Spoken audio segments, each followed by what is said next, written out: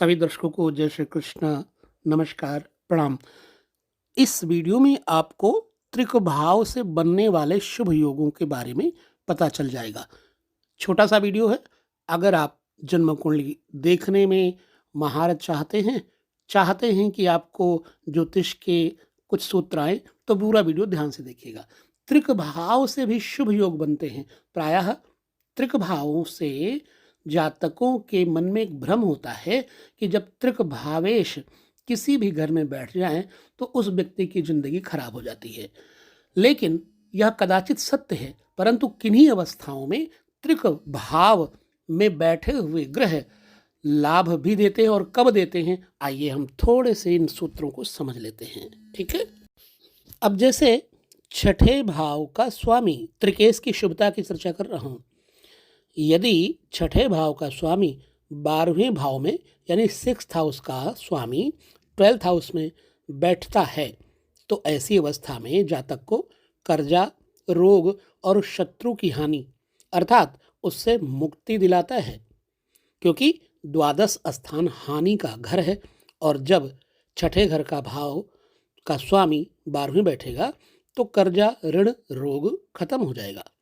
दूसरी बात, छठे भाव का स्वामी यानी 6th हाउस का स्वामी 8th हाउस में अगर है तो ऐसी अवस्था में ऋण, रोग और शत्रु की मृत्यु को दर्शाता है, क्योंकि अष्टम स्थान मृत्यु है।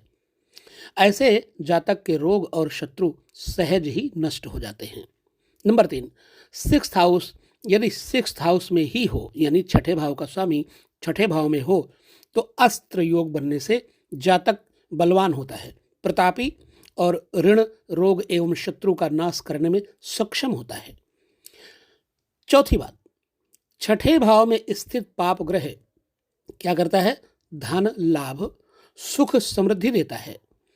तृषणाय अर्थात 3, 6, 11वें भाव यानी तीसरे भाव, छठे भाव और 11वें भाव में मंगल, शनि और राहु की स्थिति निश्चय ही धन, मान, सफलता एवं सुख को बढ़ाती है।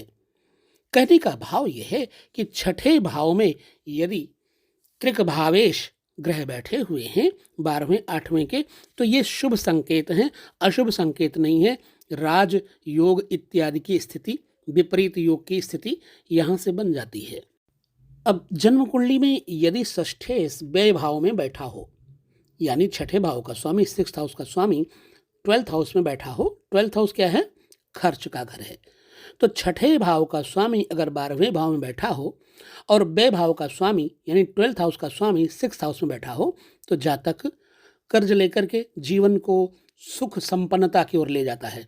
अर्थात यह ऋणम कृत्वा घृतम पिबेत में आस्था रखने वाला जातक होता है।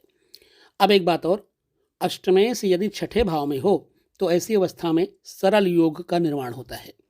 ऐसी अवस्था में जब अष्टमेश छठे घर में बैठा हो तो जातक धन, विद्या और मित्रों का सुख प्राप्त करता है, शत्रुहंता तथा यशस्वी होता है। षष्ठेश यदि अष्टम अथवा द्वादश भाव में यानी 8th या 12th हाउस में षष्ठेश बैठ जाए तो जातक सुखी, भोगी और शत्रुओं को पराजित करने वाला प्रतिष्ठित व्यक्ति होता है। तो विद्वानों ने इसे हर्ष योग कहा है। और याद रखिए, तृषणाय में यानी तीसरे, छठे और 8वें, तीसरे, छठे और 11वें, माफ करना 3, 6 और 11 ये तृषणाय हैं। यदि इनमें राहु बैठ जाए तो ये शुभ होता है। तो इस प्रकार से कुछ योगों के बारे में आपको बहुत शॉर्ट वीडियो में बताने का प्रयास किया है। अगर ऐसे शॉर्ट वीडियो आपको समझ में आते हैं, बहुत बड़ा वीडियो नहीं है, तो आपको हम आगे और योगों के बारे में जानकारी देते रहेंगे।